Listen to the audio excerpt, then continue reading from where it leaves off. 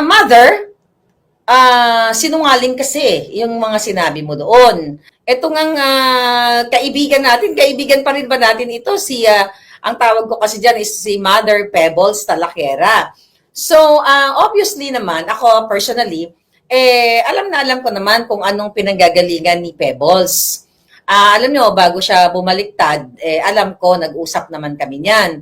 But sa akin lang, nandun ako sa more na naawa ako, spokes. Pero tilang hindi ko alam kung siya ba ay natutukan ng Jaril. So, ang sa akin lang mga kababayan, may mga nag-message kasi sa akin na sinasabi na, oh, Maharlika, nilaglag ka na, okay? O nilaglag na kayo ni Pebbles Talakera. Actually, hindi po kami nalaglag. Wala pong nalaglag doon. Kasi, mga palangga, maraming obvious na parang natutukan ng shotgun itong ating kaibigan, si Pebbles. Tawagin ko pa rin siya ng Mother Pebbles kasi yun ang nakasanayan ko sa kanya, no? May nagtanong kasi, naaawa lang ako sa kanya. Mga kababayan, alam na alam ko ang kwento niyan. Pero I'm not here para murahin si Pebbles. Pero gusto ko lang idepensa yung sarili ko. Doon sa script niya na isa kanyang sinumpang salaysay na binasa ni Akop, obvious na ito ay tutok. Sabi ni Crycom daw, sabi ni William.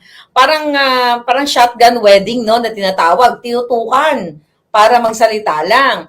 So, okay, number one, una idiniin si Spokes Harry Roque, na sinasabi doon na si Spokes Harry Roque ikinuwento ni Pebbles during the Maisog Rally in Hong Kong. Actually, naawa ko sa kanya. Alam mo, hindi natin siya mumurahin. I will explain it to you.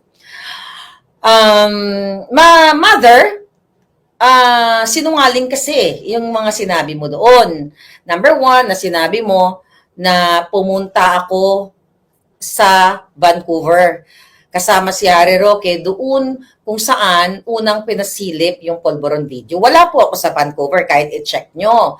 Yun na sa akin lang. Number two ay yung tinanong ka na kung sino ang nagbigay sa'yo ng pamasahe at pera, ay panggastos, sinabi mo, kakaibigan mo na hindi connected sa politics. So yun na nga, unang-una, sinungaling yun na pumunta ako sa Vancouver, Canada. Hindi ako pumunta doon nung andun sila Attorney Glenn Wala ako doon.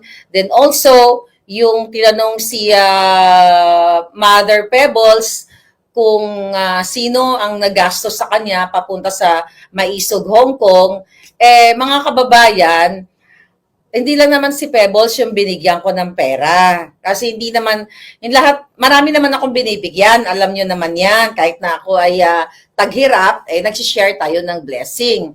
So, nakita nyo naman yung aking, alam mo, eto kasi yun we promised. Okay, kaya napansin nyo, kahit anong birada ni Pebbles sa mga Duterte, ay hindi ko siya tinitira or pinapabayaan ko lang siya. Kasi bilang isang kaibigan, magdagrespetuhan kami. Ang usapan namin, sige, yan yung desisyon mong tinahak kasi natatakot ka, baka magurgur ka nila Satanas, o kung ano pa man. So kung gusto mong bumalik sa kanila, wala na ako yan.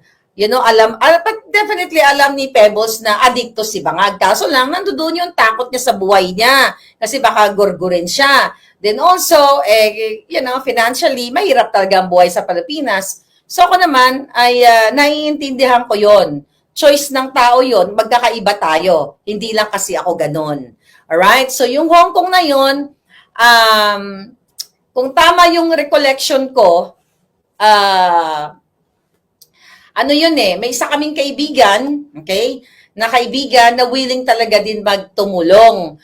Na ang sabi sa akin, Mother D, imbitahin natin yung mga vloggers, papuntahin naman natin. Kawawa naman. Wala pong gastos ang Maisog organizer. Wala naman kayong mga pera Anyway, so ako ay magandang loob. Kasi naaawa ako sa mga vloggers na walang means, walang pera. So, hindi lang po actually si Mother Pebbles Talakera ang binigyan ko ng pera para may panggastos sa Hong Kong. Nagbigay pa ako ng pabaon, pocket money and everything. Hindi yun bayad sa kanila. But yun ay tulong ko dahil gusto ko sila makasama doon sa Hong Kong. So yun yung kwento. So doon sa Tricom, kanina, tinatanong nyo si Pebbles kung sino nagbigay sa kanya ng pamasahe, ako yon at ang kaibigan namin. So, yun yung kwento.